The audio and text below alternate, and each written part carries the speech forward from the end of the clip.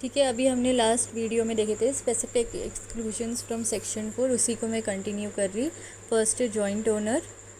अगर हमारे कोई प्रॉपर्टी में हम जॉइंट ओनर्स है तो वहाँ पे पार्टनरशिप एग्रीमेंट की ज़रूरत नहीं है, ये एक्सक्लूजन है। फिर अगर हमको पेमेंट मिल रहा या हिस्सा मिल रहा पार्टनरशिप बिजनेस से, लेकिन इस स्पेसिफिक सिचुएशंस में, तो इन सिचुएशंस वाले लोगों को जिनको पैसा मिल रहा है उनको हम पार्टनर्स में काउंट नहीं करेंगे। फर्स्ट था विडो और ऑर्फन, ये मैंने लास्ट वीडियो के लास्ट पार्ट में बताई थी और यहीं हमारा वीडियो रुका था। ठीक है, अब यहाँ पे देखो लेंडर ऑफ मनी। अगर फॉर एग्ज़ाम्पल मेरे को लोन की ज़रूरत है और मेरा वो पार्टनरशिप फर्म में कोई ना कोई कनेक्शन है, कोई रिलेशन है या वॉट एवर, वहाँ पर मेरी जान पहचान है, मैं वहाँ जाके पैसे अगर उधार मांग रही, ठीक है, या वो कंपनी का काम ही उधार देना है, तो जो भी लोग वहाँ से उधार ले रहे, क्या वो बिज़नेस के पार्टनर्स हो गए? नहीं, तो वो वहाँ पे पार्टनर्स नहीं हुए। या अगर पार्टनरशिप फर्म खुद किसी से उधार ले रहा, उनसे पैसे उधार मांग रहा, तो वो उधार देने के बेसिस पे ये नहीं बोल सकते कि हम इस पार्टनरशिप फर्म के पार्टनर्स हो गए। ठीक है, तो ये एक्सक्लूजन है। लास्ट पॉइंट है प्रीवियस ओनर्स ऑफ गुडविल। जब हमारा पुराना कोई बिज़नेस था, उस बिज़नेस में हमारा एक गुडविल था। अब वो गुडविल को हमने जब सेल करने के बाद, अब अगर हम कोई नए बिज़नेस में आ रहे या हम बिज़नेस करते वक्त कोई क्लाइंट से मिल रहे जिसको हमने सेल करे थे, जो हमारा बायर है, तो उस सिचुएशन में वो गुडविल अगर वो इस्तेमाल कर रहा, तो अब हम उसके पार्टनर नहीं होते। इवन दो हमारा नाम था उधर, हमारा नाम से वो चीज़ फेमस थी, लेकिन हमको वो पार्टनरशिप का हिस्सा अब नहीं मिल सकता, हम उसको क्लेम नहीं कर सकते। ये हमारे एक्सक्लूजन्स है पार्टनरशिप फर्म के सेक्शन 4 के अंदर के। ठीक है, अब हम देखेंगे essential features of partnership firm. एक चीज़ याद रखो, जब भी हम एसेंशियल फीचर्स देख रहे हैं, वो कॉन्ट्रैक्ट के हों दो या वो पार्टनरशिप के रहने दो, हमारे कॉन्ट्रैक्ट एक्ट के जो है वो बेसिक रहेंगे, उसके आगे ये स्पेसिफिक हम पढ़ रहे। हम बार बार कॉन्ट्रैक्ट एक्ट के एसेंशियल्स को याद नहीं करेंगे, लेकिन उसी के बेसिक चीज़ों के आगे एसेंशियल या स्पेसिफिकली इस एक्ट से रिलेटेड क्या है हम वो देख रहे। ठीक है, अभी देखो वहाँ पे एसेंशियल इंग्रेडिएंट्स क्या क्या है, ये तुम्हारे मॉड्यूल के हिसाब से है, इसको तुम एलॉबरेट भी कर सकते, जैसे CA फाउंडेशन और CWA फाउंडेशन में इस पर एलॉबरेटेड किया हुआ है, लेकिन हमारे इंटर के हिसाब से ये टू द पॉइंट इनफ है। आई होप तुम लोग एलॉबरेट कर सकते, इसको समझ लो अच्छे से खाली। ठीक है, अभी देखो फर्स्ट वहाँ पे पॉइंट ये है एसेंशियल इंग्रेडिएंट्स का, कि जब भी हम पार्टनरशिप बिजनेस की बात कर रहे हैं तो वहाँ पे एग्रीमेंट होना चाहिए। There should be an agreement between the parties. क्यों यहाँ पे एग्रीमेंट की बात करें? यहाँ पे एग्रीमेंट की बात इसलिए करें बिकॉज हम लीगल चीज़ की बात कर रहे हैं, हम एक लीगल एंटिटी की बात कर रहे हैं, हम एक लीगल रिलेशनशिप की बात कर रहे हैं। और जब हम लीगल रिलेशनशिप की बात कर रहे हैं तो वहाँ पे एग्रीमेंट होना ज़रूरी है। ज़्यादातर ये एग्रीमेंट को पार्टनरशिप डीड बोलते हैं। अब ये एग्रीमेंट कैसा भी हो सकता, अब ये एग्रीमेंट में वो पार्टनर्स आपस में क्या डिसाइड करते हैं, उनका प्रॉफिट शेयरिंग रेशियो क्या रहेगा, उनका नाम क्या रहेगा, कौन से पार्टनर्स वहाँ पे हमारे पार्टनर्स है, कौन से एक्टिव पार्टनर्स है, कौन से स्लीपिंग पार्टनर्स है। ठीक है, ये सारी डिटेल्स इसके अंदर रहेंगी। और एग्रीमेंट का मतलब क्या है, अगर हम इंडियन कॉन्ट्रैक्ट एक्ट से याद करके सोचे तो एग्रीमेंट का मतलब है ऑफ़र प्लस एक्सेप्टेंस। हम यहाँ पे कॉन्ट्रैक्ट की बात नहीं कर रहे, हम यहाँ पे एग्रीमेंट की बात कर रहे। तो एग्रीमेंट किन चीज़ों से बनता? Offer plus acceptance. किसी ने हमको पार्टनरशिप का ऑफ़र दिया और हमने उसको एक्सेप्ट कर लिया और हम साथ में काम कर रहे, तो इस तरीके का एग्रीमेंट होगा तो ही पार्टनरशिप बनेगा, अदरवाइज़ पार्टनरशिप नहीं बनेगा। अब यहाँ पे एक पॉइंट और है कि ये वॉलेंट्री एक्ट है विथ फ्री कंसेंट। अपनी इच्छा से कोई बन रहा और फ्री कंसेंट के साथ बन रहा। अब ये बेसिक जो है ये हमारे कॉन्ट्रैक्ट एक्ट के पास से आते। ठीक है, कॉन्ट्रैक्ट एक्ट में भी हमारा एग्रीमेंट होना ज़रूरी था, यहाँ पे भी एग्रीमेंट होना ज़रूरी है। तो यहाँ पे पार्टनरशिप अपनी मर्ज़ी से, फ्री विल से बनता, फ्री कंसेंट से बनता, और वहाँ पे एग्रीमेंट है तो ही पार्टनरशिप बनेगा। सेकंड पॉइंट देखो, the agreement must be to share the profits of the business. अब एग्रीमेंट किस से रिलेटेड होना चाहिए? बिज़नेस के प्रॉफिट और लॉस से रिलेटेड होना चाहिए। यूजुअली ऐसा अज्यूम किया जाता है कि जितना हम प्रॉफिट शेयर कर रहे उतने ही परसेंटेज से हम लॉस शेयर करेंगे, इसलिए स्पेसिफिकली वहाँ पे लॉस दिया हुआ नहीं है, बट अज्यूम करना है कि वहाँ पे लॉस भी है। नहीं तो वहाँ पे क्वेश्चन ये आएगा कि मैम फिर लॉस कौन बियर करेगा, ये तो सिर्फ प्रॉफिट के लिए हो रहा। इसीलिए मैं बता दे रही कि लॉस भी शेयर करना पड़ता है, और अज्यूम ऐसा किया जाता कि जो परसेंटेज से वो प्रॉफिट शेयर कर रहे उसी परसेंटेज से लॉस भी शेयर करेंगे। ठीक है, तो अब यहाँ पे प्रॉफिट और लॉस शेयर करने के लिए उनका एग्रीमेंट होगा कि क्या और कितना और कैसे वो आपस में शेयर करेंगे। थर्ड पॉइंट है वहाँ पे, the business must be carried on by all or any of them acting for all. अब यहाँ पे पार्टनरशिप का एक बेनिफिट ये है कि अगर हमारे पास फॉर एग्ज़ाम्पल 5 पार्टनर्स है और 5 पार्टनर्स हमारे एक वक्त पे एक जगह पे अवेलेबल नहीं रहते, सब अलग अलग चीज़ों में भी इन्वॉल्व है, उस सिचुएशन में कोई एक पार्टनर है हमारा जो पूरी मेहनत कर रहा, पूरे टर्म्स देख रहा, पूरा काम वहाँ पे संभाल ले रहा, तो वहाँ पे उसका मतलब क्या हुआ, वो एक पार्टनर बाकी के 4 के बिहाफ पे काम कर रहा, एक्टिंग फॉर ऑल। तो इसका मतलब क्या हुआ, वो दूसरों के बिहाफ पे एक्ट कर रहा। ठीक है, तो वहाँ पे इस तरीके का भी अगर रिलेशन है तो चलता, एक्सेप्टेबल है। लास्ट पॉइंट देखो, the existence of an agency between the concern person इंटर्स the agreement need not be in writing, it may be oral, it may be expressed और इम्प्लाइड। वहाँ पे टाइपिंग मिस्टेक हो गया, इट मे बी एक्सप्रेस्ड और implied. Express और implied का मतलब I hope तुम लोग को पता है। अभी यहाँ पे देखो क्या बोल रहे, एग्जिस्टेंस बिटवीन कंसर्न पर्सन इंटरसी के मतलब यहाँ पे ये है कि जो भी पर्सन्स वहाँ पे कनेक्टेड है पार्टनरशिप फर्म से, तो उनका एजेंसी के जैसा कॉन्ट्रैक्ट हो जाएगा। फॉर एग्ज़ाम्पल एक पार्टनर दूसरे पार्टनर के लिए एजेंट बन के काम कर सकता, एक पार्टनरशिप फर्म अपने पार्टनर्स के लिए उस तरीके का रिलेशन होल्ड करती। तो यहाँ पे जो एग्रीमेंट एक दूसरे के साथ इनका बनता वो एक्सप्रेस भी हो सकता और इम्प्लाइड भी हो सकता, उसको रिटन में होना ज़रूरी नहीं है।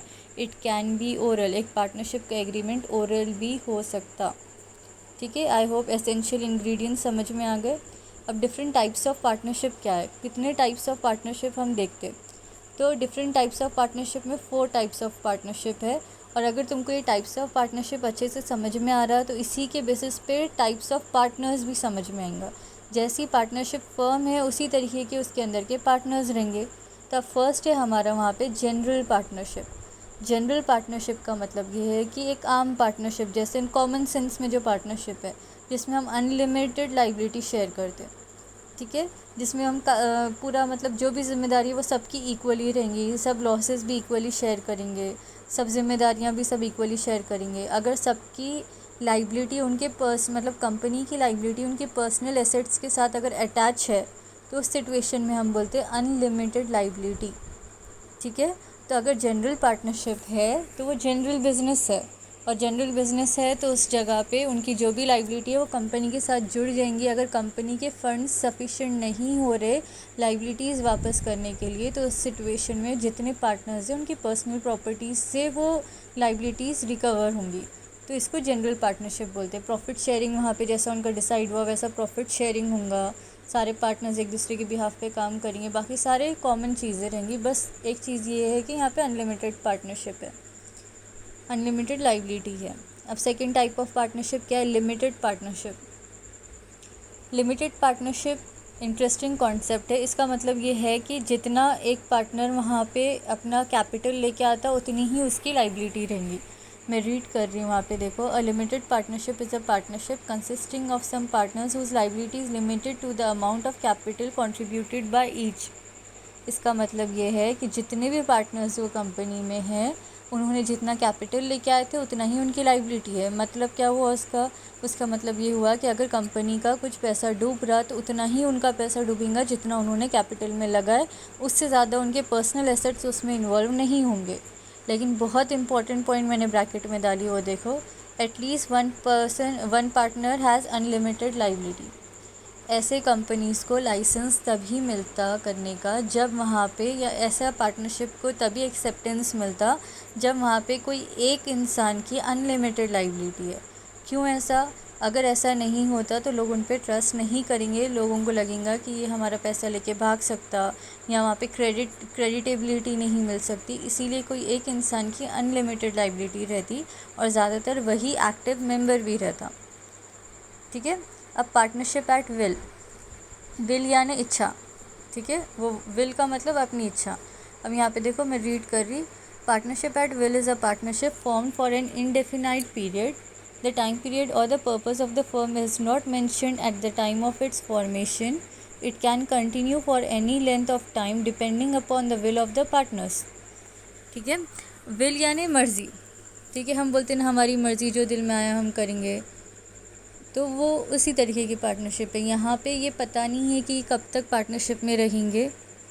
जब उनका दिल बोला वो वहाँ पे डिज़ोल्व हो जाएंगे, यानी ख़त्म कर देंगे, और जब तक उनका दिल बोला वो वहाँ पे अपनी पार्टनरशिप फॉर्म को कंटिन्यू करेंगे। अब यहाँ पे इंडेफिनाइट पीरियड यानी कोई पर्टिकुलर टाइम पीरियड फ़िक्स नहीं है, उनका कोई मकसद प्रॉपर्ली बताया हुआ नहीं है जब फॉर्मेशन था, लेकिन धीरे धीरे उनको पता रहता है उनको क्या करना है और कैसे करना है और कैसे चलाना है। कोई बाइंडिंग नहीं है उनके ऊपर कि इतने दिन में चलाना है और इतने दिन में बंद कर देना है। उनकी मर्ज़ी पे है, जब तक दिल बोला वो पार्टनरशिप में, जब दिल बोला वो वहाँ पे पार्टनरशिप डिज़ोल्व कर सकते। एक भी पार्टनर ने वहाँ पे अगर बोल दिया कि मेरे को ये पार्टनरशिप डिज़ोल्व करना है तो पूरी पार्टनरशिप डिज़ोल्व हो जाएंगी। ठीक है, अब यहाँ पे लास्ट वाला तुम्हारा टाइप ऑफ पार्टनरशिप देखो, पर्टिकुलर पार्टनरशिप। जनरल का अपोजिट है ये, स्पेसिफिक पार्टनरशिप भी बोल सकते तुम इसको। अब इसमें स्पेसिफिक या तो मकसद रहता है या तो स्पेसिफिक टाइम रहता है जिसके लिए वहाँ पे वो एक जगह जमा होते। अगर स्पेसिफिक मकसद है, जैसे फॉर एग्जांपल एग्जीबिशंस है, ठीक है, एग्जीबिशन ग्राउंड पे वहाँ पे उनको एग्जीबिशन लगाना है और एग्जीबिशन के लिए दो लोगों ने आपस में पार्टनरशिप कर लिए, ये बोल के कि अब मेरे पास इतना पैसा नहीं है कि मैं एक शॉप का किराया दे सकूँ, तो हम दोनों मिलके ये शॉप लेंगे, किराया हम दोनों कंट्रीब्यूट कर लेंगे, और कुछ जगह पे तुम अपने सामान रखना, कुछ जगह पे मैं मेरा सामान रखूँगा। अगर ऐसा उन्होंने एग्रीमेंट बनाया तो जब तक कि वो एग्जीबिशन है तब तक कि उनकी पार्टनरशिप है। जैसे ही वो एग्जीबिशन हो गई वहाँ पे उनकी पार्टनरशिप भी ख़त्म हो गई। तो ये एक स्पेसिफिक पर्पस हो गया, या एक स्पेसिफिक टाइम पीरियड भी रहता वहाँ पे, ट्रैवल एजेंसीज़ हो गए या वॉट एवर वहाँ पे चीज़ें है कि 1 महीने का कॉन्ट्रैक्ट है या इतने टाइम तक के लिए अपन मिलके सर्विसेज देंगे, जैसी भी उनकी वहाँ पे आपस में एग्रीमेंट्स है। तो उस तरीके से अगर वो स्पेसिफिक पर्पस के लिए या स्पेसिफिक टाइम के लिए पार्टनरशिप में आ रहे, तो जैसे ही वो काम या वो मकसद या वो टाइम ख़त्म होता, उनकी पार्टनरशिप भी ऑटोमेटिकली डिज़ोल्व हो जाती। ठीक है, इतना ही इम्पोर्टेंट था उसमें। अब ये चार्ट नीचे दिया हुआ है, ये CA मॉड्यूल का चार्ट है, देखो उसमें तुमको थोड़ा बहुत अगर क्लियरली दिख रहा होगा तो। Kinds of partnership with regards to duration यानी टाइम पीरियड के हिसाब से, तो partnership at will, partnership for a fix period, जब भी हमने देखी पर्टिकुलर पार्टनरशिप, तो उसी में से फिक्स पीरियड का है तो वो ड्यूरेशन के हिसाब से क्लासीफाई किया हुआ है। With regards to the extent of the business की पहुंच कहाँ तक है या बिज़नेस का नेचर क्या है, उस हिसाब से अगर क्लासीफाई कर रहे तो पर्टिकुलर पार्टनरशिप जो हमने अभी ऊपर देखे उसी के हिस्से में आता फिक्स पीरियड वाला भी, और जनरल पार्टनरशिप जो कॉमन है जिसके अंदर कोई रेस्ट्रिक्शन नहीं है, कोई रुकावटें नहीं है, कुछ लिमिटेशंस नहीं है। तो ये टाइप्स ऑफ पार्टनरशिप्स थे हमारे पास। अब ये CA फाउंडेशन अगर है तो उनको ज़्यादा केस लॉस की ज़रूरत नहीं है, बट स्टिल अगर वो सुन रहे तो उनके लिए भी इंटरेस्टिंग है। अभी ये CWA मॉड्यूल के केस लॉज है, जस्ट फॉर रेफरेंस कि हमको कुछ डेफिनेशंस और एसेंशियल एलिमेंट्स कहाँ से आए। 2 केस लॉज यहाँ पे मैंने कोट करी मॉड्यूल में से, ये नायडू वर्सेस रामा नायडू और Shiv Narayan and sons versus commissioner of income tax, ये 2 केस लॉज है। तो फर्स्ट नायडू का हम केस लॉ देखेंगे।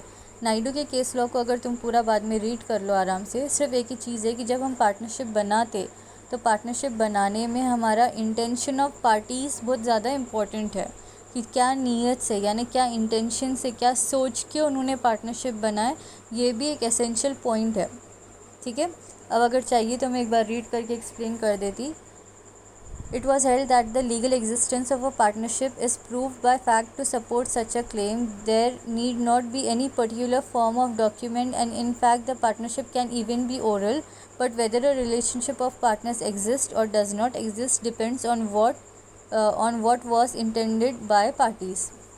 अगर किसी का ओरल एग्रीमेंट है तो भी एक्सेप्टेबल है, रिटन नहीं बनाए तो कोई बात नहीं, डॉक्यूमेंट्स नहीं है तो कोई बात नहीं, लेकिन किस बेसिस पे और क्या नीयत से, क्या सोच के उन्होंने पार्टनरशिप बनाए, वो चीज़ के ऊपर पार्टनरशिप एक्ट आता, उस हिसाब से वो रूल्स लागू होते।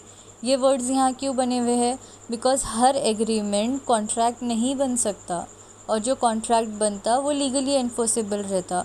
और यहाँ पे भी अगर हमने ओरल भी बना लिए पार्टनरशिप, लेकिन अगर हमारा लीगली एक्सेप्टेबल पार्टनरशिप है, अगर हमारा उतना केपेबल है कि हम कोर्ट में लेके जा सके, तो वो एसेंशियल हो गया, एसेंशियल एलिमेंट में से आ गया और वो पार्टनरशिप के एक्ट में डिफ़ाइन होता। ठीक है, अब नारायण का केस देखेंगे, कमिश्नर ऑफिसर के साथ हुआ था ये। इसमें ये पूरा केस लॉ अगर तुम नहीं भी पढ़े तो जितना मैंने ऊपर हाईलाइट करी और यहाँ पे अंडरलाइन करी वो इम्पोर्टेंट है। कमिश्नर के इनकम टैक्स ऑफिसर के साथ इनका क्या केस हुआ था कि उस कमिश्नर ऑफिसर का बोलना था कि पार्टनर्स जो है, पार्टनरशिप जो है वो सेपरेट लीगल एंटिटी है, ठीक है, लेकिन partnership is not a firm and it is not a legal entity. अगर तुमको याद होगा तो हमने कंपनीज़ एक्ट में देखे कि जब हम एक कंपनी को रजिस्टर करते तो कंपनी एक आर्टिफिशियल इंसान बन जाती, उसका काम, उसका नाम, उसकी हर चीज़ उसके ओनर से अलग रहती। तो यहाँ पे सेम रूल कमिश्नर ऑफिसर इसके मतलब कमिश्नर ऑफिसर ये बोल रहा था कि तुम लोग और पार्टनरशिप अलग अलग है, तो तुम पार्टनरशिप का टैक्स अलग दो और अपनी पर्सनल प्रॉपर्टी का टैक्स अलग दो, जिससे तुमको इनकम मिल रहा। उस बेसिस पे यहाँ पे एक केस लॉ हुआ था और वो केस में ये बोला गया था कि जो पार्टनरशिप फर्म है ये कोई लीगल एंटिटी नहीं है और इनकम्पिटेंट है कि वो किसी और पार्टनरशिप फर्म में पार्टनर बन सके। अगर ये आर्टिफिशियल पर्सन होता तो वो पार्टनरशिप फर्म के दूसरे कंपनी में अपने आप को एज अ इंडिविजुअल इंसान वहाँ पे वो पार्टनर बन सकता था, बट बिकॉज़ ये यहाँ पे लीगल एंटिटी नहीं है, इसको आर्टिफिशियल पर्सन का राइट नहीं मिला हुआ है, तो इसीलिए यहाँ पे ये वो कोई और कंपनी का पार्टनर भी नहीं बन सकता और टैक्सेस उस हिसाब से रूल होते। ठीक है, आई होप यहाँ तक क्लियर है।